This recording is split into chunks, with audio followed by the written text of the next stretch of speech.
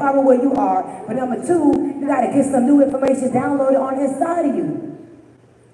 Y'all say you got to get it inside. You got to get it inside. You got to get it inside. You got to read some books. Yes, you got to read some books. You got to listen to some audios. You got to hang around some new conversations. You got to stop thinking you some big stuff and you ain't really got no money in the bank. You ain't all that. Get your broke ass. And that's AZZ. Because life is happening as you, by the way. Get your broke ass out. So y'all think I'm cursing. So you got to change your paradigm. Number two, write this down. You got to become innovative. Stop trying to be like everybody else. I like when people see me and they want to judge me. Great. That means I did my job. Because I'm making you think. Most people don't think anyway. So if you see me, you automatically go into judgment. Thank you. I wanted you to do that. Because by the time I finish, you're going to want to tell me you're sorry and I'm going to be gone to the Makotos or something. I'm not going to give you that honor to tell me you apologize for judging me. But the truth is, people do that to you. So you're scared to innovate because you're afraid that people are going to judge you. You're afraid that they're going to laugh at you. And you're afraid that they're going to work out how you wanted it to work out. So instead of you being innovative, you got this great, brilliant idea that can make you millions of dollars. And you're going to tell your broke baby daddy, oh, y'all call me child's father. You can tell your broke child's father, and he talks you out of it. You call your bestest friend, and you invite her to have a lemon drop. You tell her about this great goal you have, this great dream you have of how you're going to go from 5 figures to $1 million, and she never even acknowledges what you said. And because she didn't acknowledge what you said, you was like, damn, I knew that wasn't a good idea. I knew that was stupid. That's why she didn't even tell me nothing, because it was stupid. Well, all along, it wasn't stupid. She just knows you for who you used to be. She didn't know that you've been getting it in there. She didn't know you've been meditating, praying, reading, listening, changing your social circle. So she didn't know that the new you was about to become a new business owner and a new idea that was innovative. So you told the wrong person your goal. And just because you told the wrong person your goal, you ain't do nothing with it, and somebody else did, now they're a multi-millionaire. Shame on you. Gotta be innovative. It's okay to do things the way you see that it should be done. This is innovative as hell. I'm glad I ain't going that shit. Because this content gonna look big. I'm gonna up my price because of this. Let me get back on stage some more in case I need some black footage. Mike, come help me up on stage. I need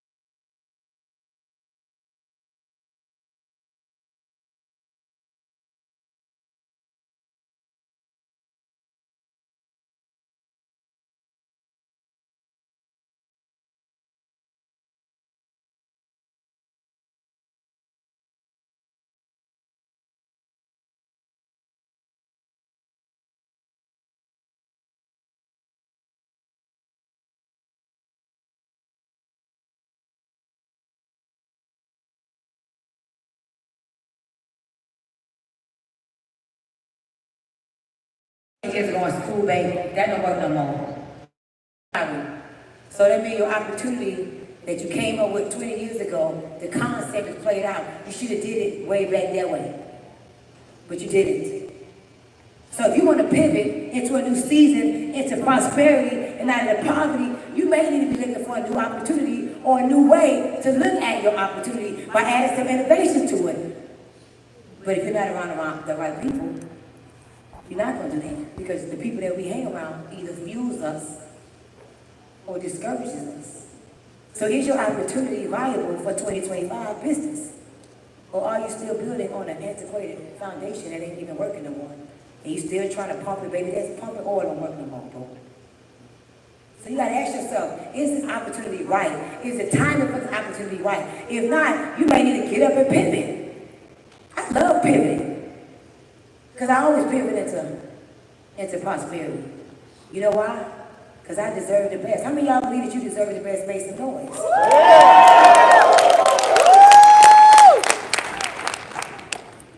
So you got to ask yourself, is this the right opportunity for me?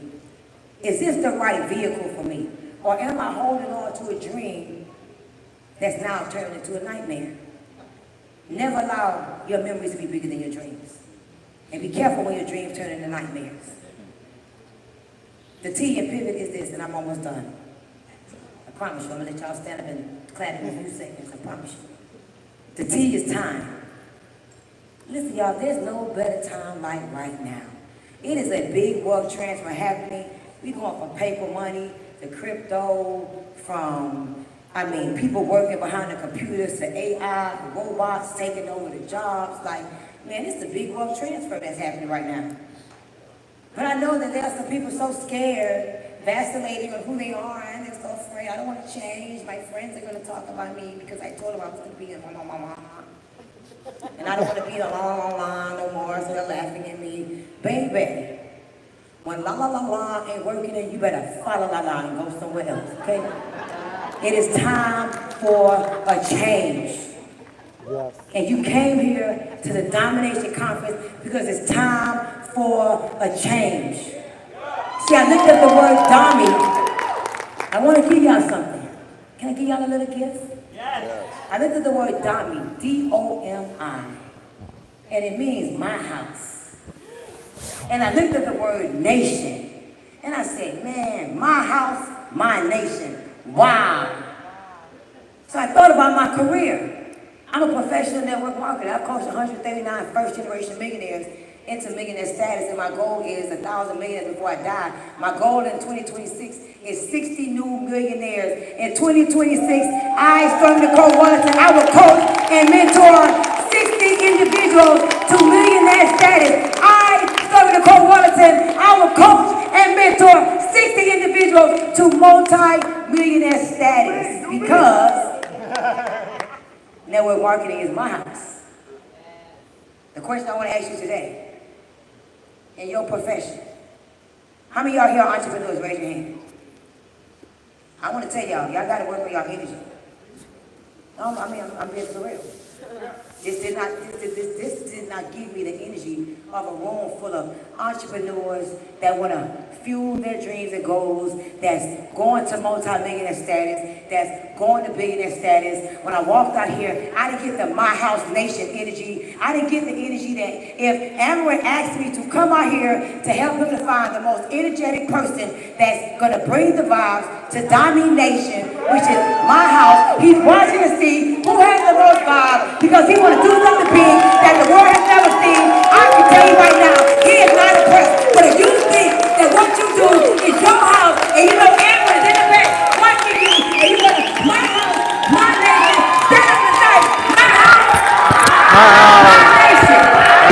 Hold on. Let me talk to you. Hold on. Let me help you. No, I'm sorry. I owe y'all an apology. I didn't make that clear. I'm sorry. What do you do? I want you to hold a thought in your mind right now of what you do for a living. Hold a thought of what you do for a living in your mind right now.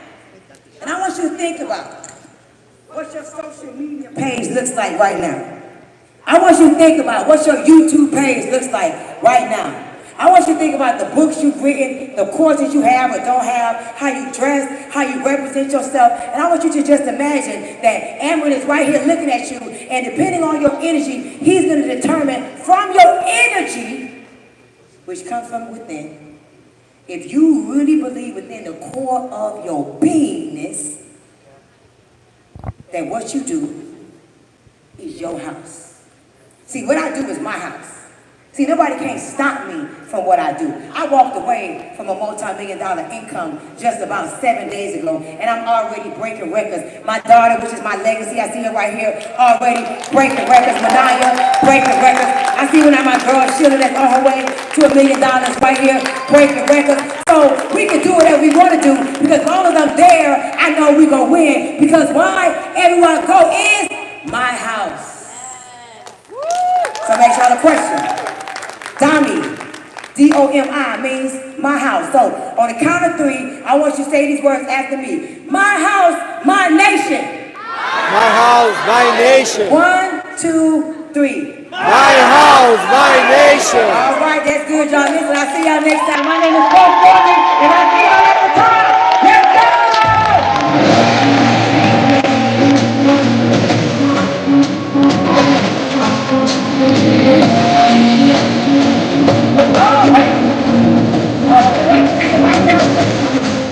Can I invite you all to meditate with me tomorrow at 8 a.m.? If you never visualize yourself on the canvas of your imagination with a group of powerful women and men, please join us at 8 a.m. Click that. Thank you.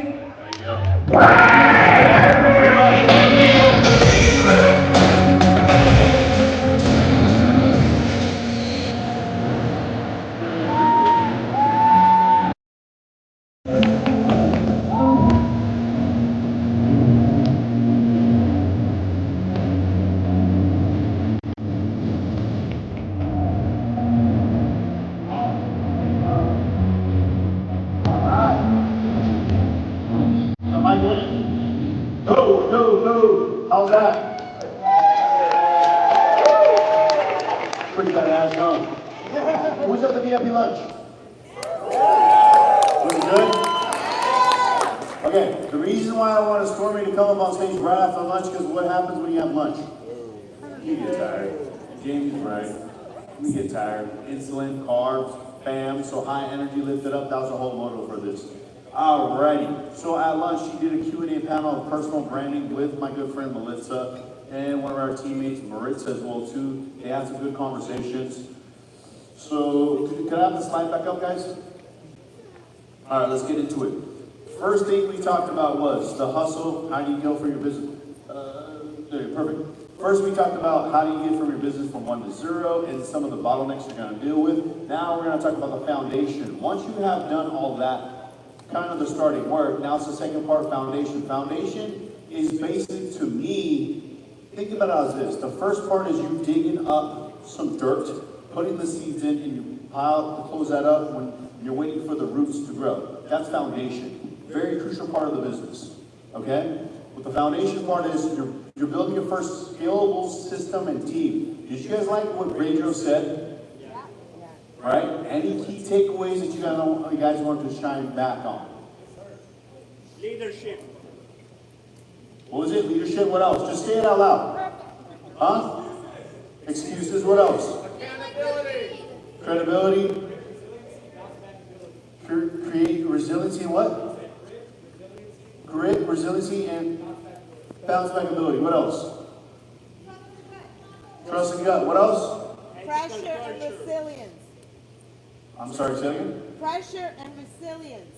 Pressure and resilience. Okay, so this part right here, she said pressure and resilience. This is important. When you're building your system, is the hardest thing you can do in your business. How to do things systematical way. That's why I wanted Baders to come. Again, 500 freaking locations. That's crazy. Very valuable things. As you can tell when I was asking them questions, I was personally curious myself, right? Genuinely, I was asking those questions. He even told me in the back, I said, dude, I've been interviewed many times, but I've never been in an interview where I was that locked in, and I was like, oh shit, that's a good question. He said, not even one, you didn't even have one bad question. Good feedback. So you can't scale chaos, lay bricks by a real company. So what that means is, This is a crucial part. At this part, I remember in my company when I'm building it, everything I was doing by myself. This is the part where I'm like, okay, I have something that I can sell to people. People want it. Now the next step is what? Just like my good friend Matt said, is you want to have people into your company. So now you get to decide what kind of people you want in your company. Okay? And then, so you have consistent sales. Now you want to hire, but usually around this time is when you hire 1 to 3 people. Majority of the times, the mistake you do is you hire your friends. Is that a good decision or a bad decision? Bad. Why? They're hard to fire. Hard to fire. Emotions, like Pedro said. What else? Mindset. Lack of accountability. What else? Mindset. Sorry? Mindset. Lifestyle. What else? Comfortability. They don't share your vision. I'm sorry? They don't share your vision. They don't share your vision. Okay. What else? They're comfortable. Say it again. They're comfortable. They're comfortable. Why is that? That's a good point. Why is that? Familiarity. Okay, familiarity. So what happens when you hire your family and friends? What happens is, and this personally happened to me, what happens is, you get in that thing that's like, it's just my friend. He's going to forgive me. It's my friend. There's no accountability in there. They don't have to fight for something. Now, if you hire somebody that doesn't, basically is not your friend, again, like Dan said, there's no emotion. But the good part of it is that they have to prove you every single time. Does that make sense?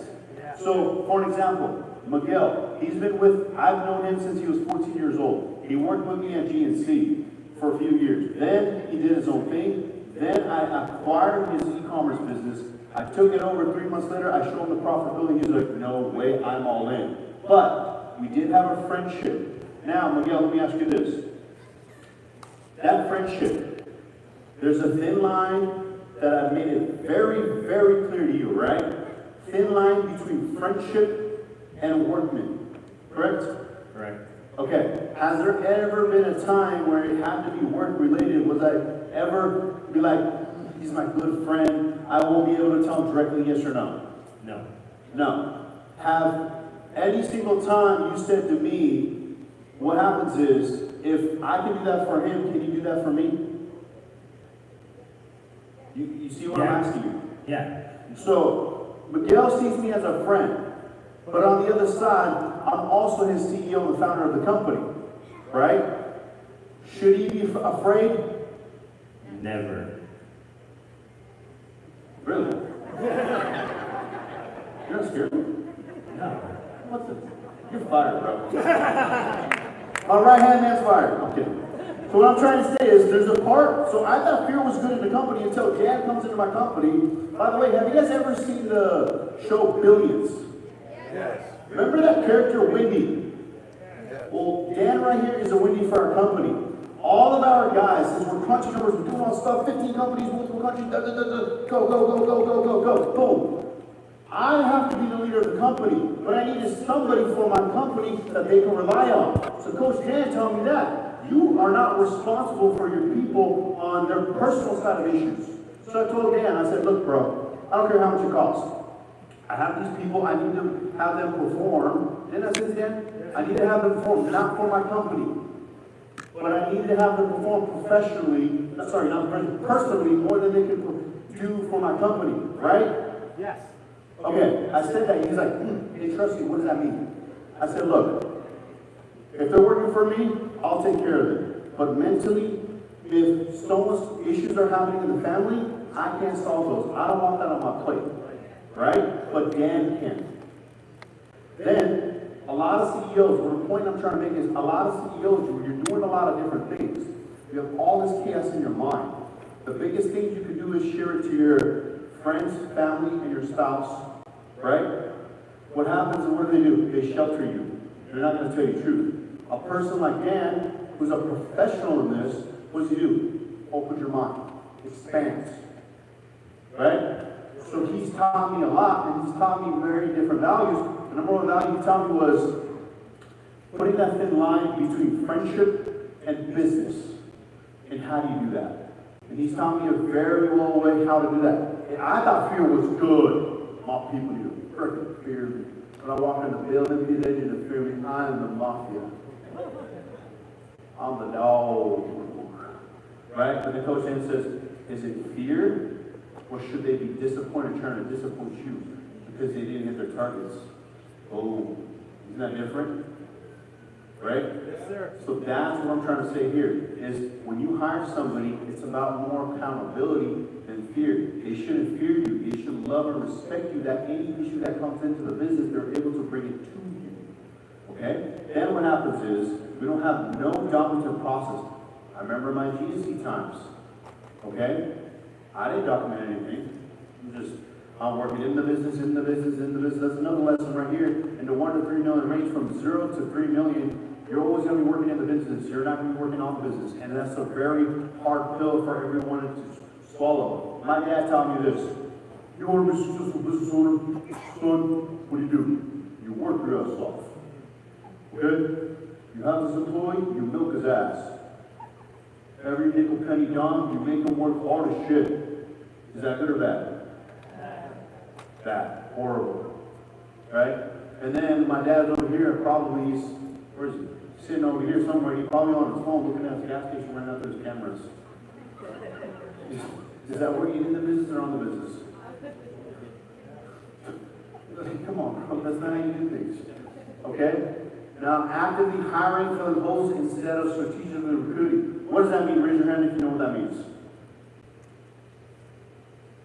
Ma'am? It means find people on the fly because somebody left you or you get fired. So find people on the fly because of somebody left you or Or you need to fire them. or you need to fire them. Yeah, you have to fire somebody or they left you in a hot spot and you have to hire somebody very quickly and they may not fit the role you're actually trying to hire for. Okay. Let me reverse that. So if you hire somebody and you have to keep hiring and you know how to hire and fire and replace really fast, is that a good thing or a bad thing? Huh? Bad thing. Why both? Because the turnover too high. Yes, ma'am. You only hire the 8 players. You only hire the 8 players. I used to be executive recruiter. You used to be executive recruiter. Where's the mic? Come on, Dodge. You better be fired. My clients were CEOs, VPs, and I would tell them I would only bring them 8 players, the right players. If they didn't tell me they wanted brown eyes and I gave them green eyes, I had to work with them. I placed top-notch people with CEOs in major technology companies who were sales and marketing, and I never placed anyone wouldn't hire myself. And they were top-notch, and everybody thanked me, and I made their company a success. Okay. So pretty much, long story short, what she's trying to say in the minute that she had is company culture. Okay? What exact hiring person that you need? You can't in the GNC. Okay. Raise your hands if you guys hire based off the resume. Never. Never. That's why she said that answer. Right? So when I have my GNCs, I always hire based off of personality. Why? The vibe. Because I can show you how to put dirt in a bag and tell you how to sell it and scale it. But if you don't, what I'm trying to say is on a resume, it's just a piece of paper. You can lie, you can look pretty and all that kind of stuff, put a suit on, all that kind of jazz, but then a week later what happens is show the true colors. But a vibe, a characteristic part, what happens is different. Remember what Pedro said? He said about his partners. He said it takes him about 1 year, the 4 seasons that he goes through, to understand exactly how they are, and then he makes the decision if he wants to partner or not. Now, me and him, we've known each other for a few months. We do have a deal on the table we're trying to do because we have the same vision and the values. And that's the same thing over here as well.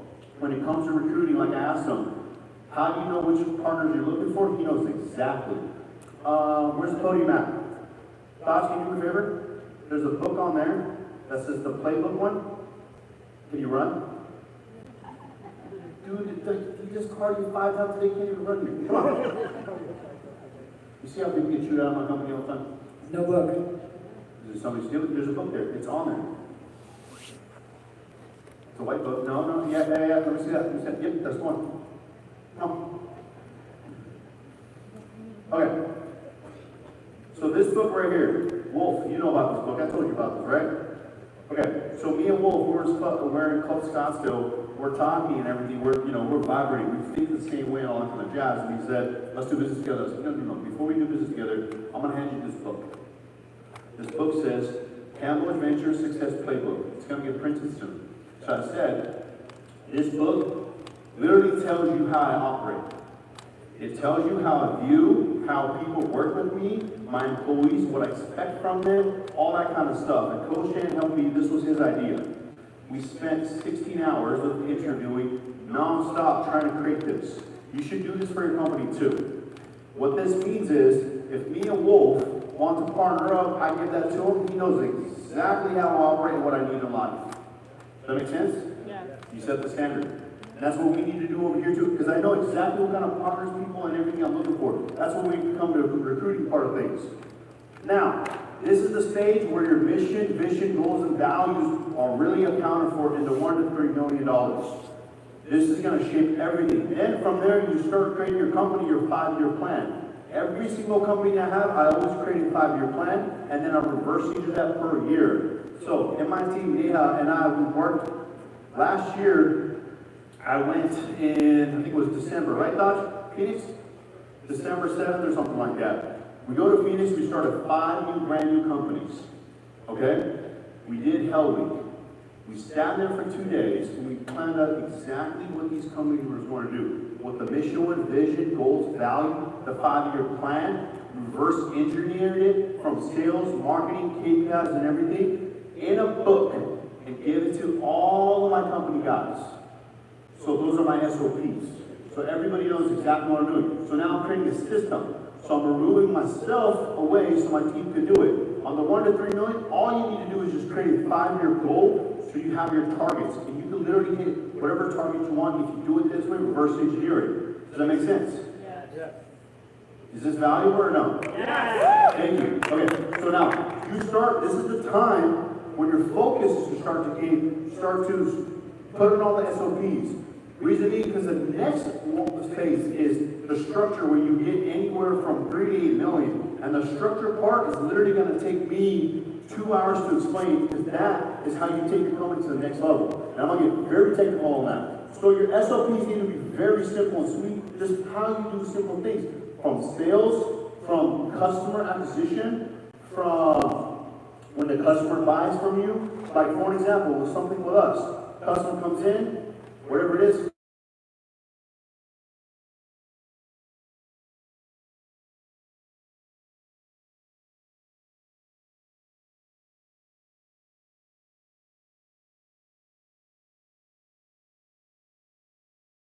the cycles, they will change.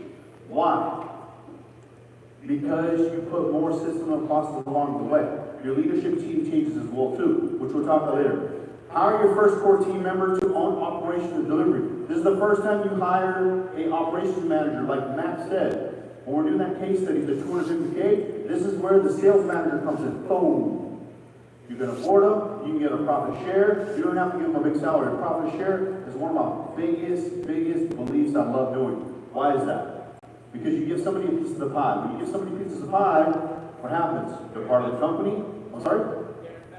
Yeah, they're invested in the company.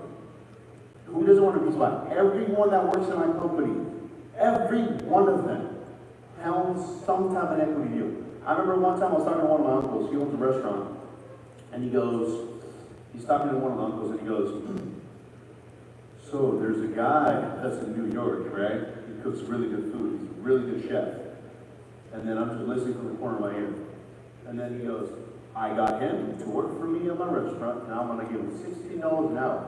I got a house right here. He gets a master bedroom. Everybody else lives in the other smaller rooms. He's going to love his life.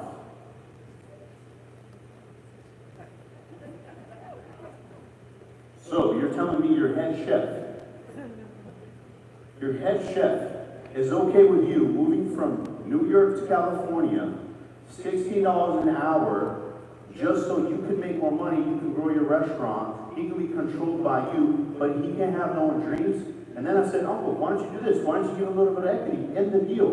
5 or 10%. 5 or 10% is not going to hurt you. But systematically, if he's your head chef, you can open multiple restaurants. He can trade more head chefs. No? Yes. Why are we thinking like that? You know what he did? He looked at me and laughed and said, I'm older than you, bro. I got more experience than you. All right, that's fine. All right, so now this is the time when you start building your consistent marketing rhythm with smooth cash flow. This is when you go from guerrilla marketing, you start doing ad campaigns on Facebook, LinkedIn, YouTube, influencer marketing, and start getting that lead generation going. So the key role hires, admin, operation, and then strong sales plus delivery, resume over personality. I went over that. And then documentation, weekly ops meeting. This is when you start having weekly ops meetings. So like with our company, every single company we have a meeting on Monday and Friday. What? Thank you. Basically on Mondays, what we do is, on Mondays we have a meeting of what needs to be done in the week. On Friday, we do another meeting to recap what we did for the week and what we messed up, and a lot of people get chewed out by me for not hitting their targets. And then on Monday, we follow up, right? So I do the big meetings, and then we have warehouses because of e-commerce, right? And then Pops, he's the one dealing with the employees, doing the Monday and the Friday thing too. That make sense? Yes. Does everybody do this, yes or no? Yes. Okay, so now the P&L discipline is very important in this crucial part. Why do majority of businesses fail in the first 5 years when they're in the stage? Why? Money. Yep, cash flow issue. So the reason for the cash flow issue is, what happens is, majority of cases, it's not even, this is the first time majority of the people, they made money. Okay? They get to about 1 to 3 million in revenue. Money's coming in. Yeah, I'm gonna get a new car. I'm gonna get some nice Airman shoes. Right? I'm gonna get a new house. Expensive, you know? Rather than what you should be doing is what? Thank you. Reinvesting it, feeding the freaking beast over and over again. Now check this out. I've been doing this since 2018. Right? Just last year, I bought my Rolls Royce. I could have had it a long time ago. Why did I do that? Because I'm a long-term thinker. Every single time I had profit, I dumped it into something else. Every single time I had profit, I bought the system to have more efficiency. Every time I had profit, I did this. Every time I had profit, I bought another company. Every time I had profit, I invested into this. Every time I had profit, boom, planting the seeds as much as possible. That's another thing that everybody needs to learn is, this is a big key ingredient, right? One of my friends over here, he owns a trucking company. I had a conversation with him. I said, how many assets do you have? I have a trucking company, I have trailers, and a yard. So that's it. Right? He's in one industry. All of his eggs are in one basket. Why don't you diversify that shit? I did that when I had the GNC, the biggest mistake possible. I had 2 locations, and then what happened? Done. You need to start understanding when you start taking profitability out, you need to start putting it into different spots. In this spot, the 1 to 3 million, the number one lesson I've learned in my life is, whatever your top line revenue is, your sales, take 10% of that, put it into an account that nobody knows. You keep that. Why? Because when COVID happens or tariffs happen, you have something stashed to the side to be used. You never know when, God forbid, something happens. You have extra capital. Does that make sense? Nobody accounts for that. Okay, those are the pitfalls, yada, yada, yada. Let's go through this case study. Ready? Yep. All right. James Landscaping Company. My landscaping guy got a little happy right there. Company grew from a side hustle to $1.8 million in under 3 years. Demand is high, but operations are chaotic. Crew schedules are written in a spiral notebook. Job details are stored in James' head, and customer complaints are increasing. He's still doing estimates himself and often jumps on mowers to keep up. He knows systems and team upgrades are overdue, but fears What's James' best move to support stability, growth? Go ahead, look at that. Let me get some music, guys. Give me about 2 minutes on this. Think about this, guys. What do you think his option is? A, hire an operation manager to formalize schedules and process, invest in field management software for crews for scheduling, keep running lean and raise prices to boost profit per job, reduce low margin services to simplify operations. What do you guys think? What? I'm getting A, B, C, D. Somebody needs to raise their hand. I want to see the thought process. All right, can I get some runners over here? Brandon, pick a random person. No, somebody does not even raise their hand. Pick a random person. Not everyone is getting involved. Somebody from the back. Pick a random person. Somebody who's sleeping. No, somebody who doesn't. No. He raised his hand. Somebody who's sleeping. Who's sleeping? There you go. Now pick a random person. I'm here. There you go. Let's what do you think?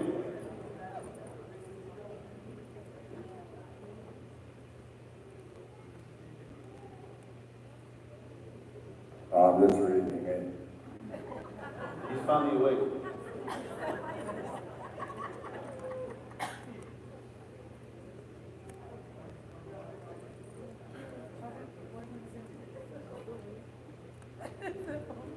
All right. As he processes that, let's get another person on stage. Right here.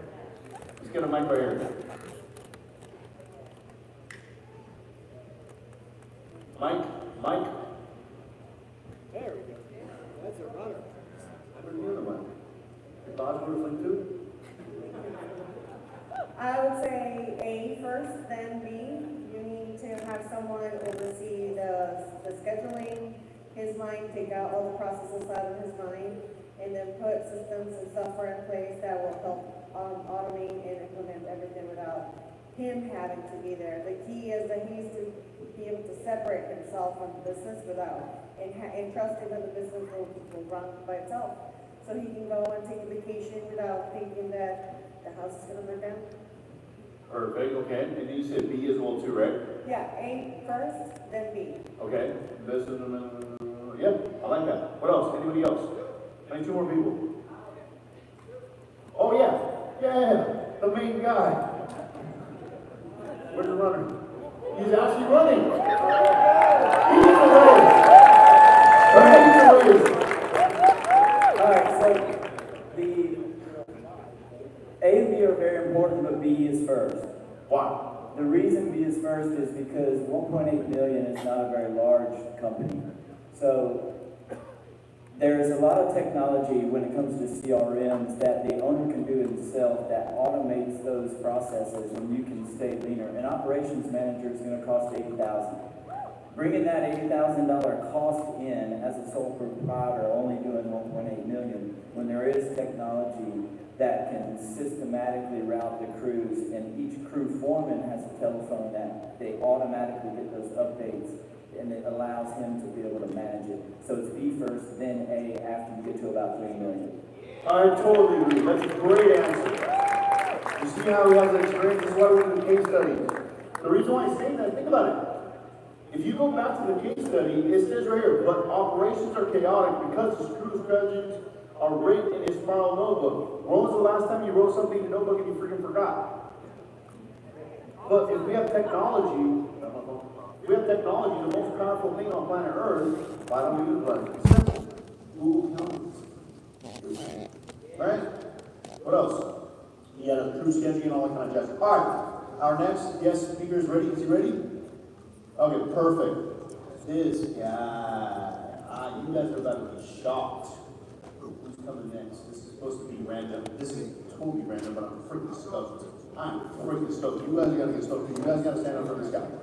He is a freaking champ. He walks around with multi-bodyguards everywhere he goes. When he's in a room, they know he's here. It's crazy. He's known as the money. Play the video.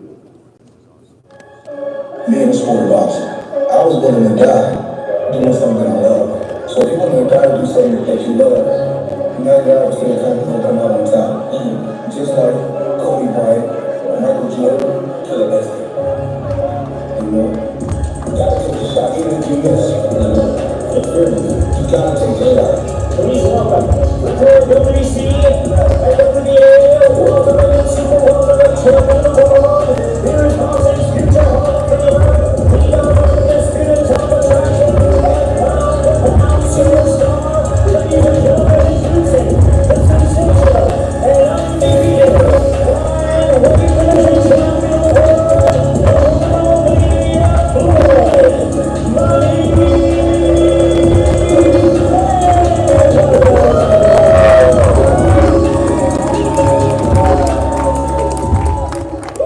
bring them out, bring them out, bring them out, bring them out. It's hard to yell when the bad bells in your mouth.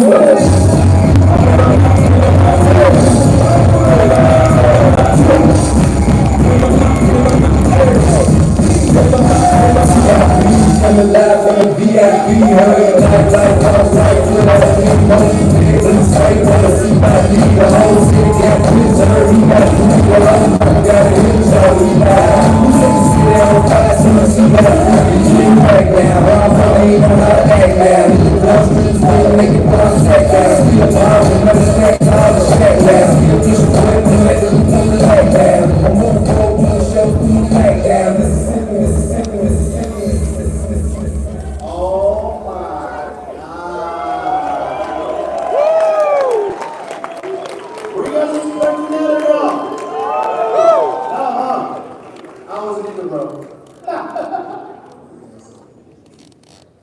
Oh man, I'm so excited, brother. So this was unplanned, right? And unplanned. So our company, we do random things all the damn time, and God blesses them like tremendously. So we're in the stage. We are planning everything. Bianca, our event planner, goes, "You know Floyd's here, right?" "Yeah, I know." I was like, "How dope would it be if Floyd actually got on stage now? I've got to interview him." She goes, "You want me to go check?" She goes outside, talks to the security guard. Floyd's right there. He's like, talks to the event planner, your manager, and then boom, next thing I know, I'm literally on FaceTime with the money. He's like, "Calm down, let's make this shit happen." Again, I told you guys this earlier when I started. It's intent plus action equals results. Intent was what? Let's just see if Floyd comes. What was the worst thing that happened? You're gonna say no, right? Well, you don't never know what can happen until you take someone taking chances. So you guys took a chance. I'm here. All right. So to me, Floyd is obviously the champ, right? He's the champ. He's also big, big influence and everything. But to me, brother, you're brand. Tell me more about that. How did you get yourself how did you build your brand? Hard work, dedication. Never quit, believing in yourself first. Having the will to win. Not sleeping. Say that again, sorry guys? Can't hear. Oh, sorry, man. I'm sorry. Just having the will to win, believing when no one else believes. Working extremely hard. Choosing the right pieces to the puzzle. Always choosing the right players to make things happen. And also choosing the right team to be successful outside of the boxing ring. So I made a lot of smart decisions. And there's only three ways you can learn: hearing, seeing, and doing. And I was able to learn all three ways. So with that being said, I'm still able to build generational wealth. Nice. So let me ask you this. You said team. Okay. So is there a different team in the ring and a different team outside the ring? Oh, absolutely. And then how do you choose which one is going to be the right team for you? How do you choose the right team players? Trial and error. Trial and error. So what happened in the beginning was, You know, as a child, you know, the first one to ever believe in me was my father. You know, my father, he was a fighter. Both of his brothers were fighters. And I was always around boxing, so it was like secondhand nature. I picked up boxing my whole life. And so by the time I was 16, I was like one of the best. I was going to turn professional actually at 14. At 16, I was ranked #1 in the country. And my dad ended up going to prison. My dad went to prison for a drug conspiracy. And my mother was on drugs. But I continued to believe, I continued to work hard. And one thing led to another. One day I was sitting at home and I seen my mother was going through a lot, so I dropped out of school and, you know, put my all into boxing. Put my all into boxing. Then before you know it, I was in the '96 Olympic Games. And when you were in the '96 Olympic Games, how old were you? Say again? How old were you? In the '96 Olympic Games, I was 19. 19, I was in the 1996 Olympic Games. And I received a bronze medal in the semifinals. A lot of times they say I was cheated in the Olympic Games, but I think that was the best thing for me as well as my career. You know, that was the driving force of my career right there. So if I had to do it all over again, I'm glad that they did. The results happened like they happened. So let me ask you this. What were you in the '96 Olympics? Yes. That's kind of what shaped you who you are today, is that what you're saying? Well, with everything in life kind of shapes you who you're going to be. But, you know, but from the beginning, my dad always taught me, never settle for less. You can always get better. You can always grow. So I always knew I can grow. I always knew I can get better. And it was never good enough. So no matter how many world titles I won as a professional, I still was never satisfied. So eventually, I accomplished everything I wanted to accomplish in the sport of boxing as an amateur as well as a professional. But then I didn't want to be like other entertainers or athletes. When you see certain, you know, you have documentaries where athletes end up broke and without anything. So I said, that's not going to be me. And when did that thought come into your mind? From the beginning. You know, just seeing stories from NBA players, actors, actresses, just entertainers, and ending up with nothing when their careers are over. And I don't want to be that person. It's true, because if you think about the industry,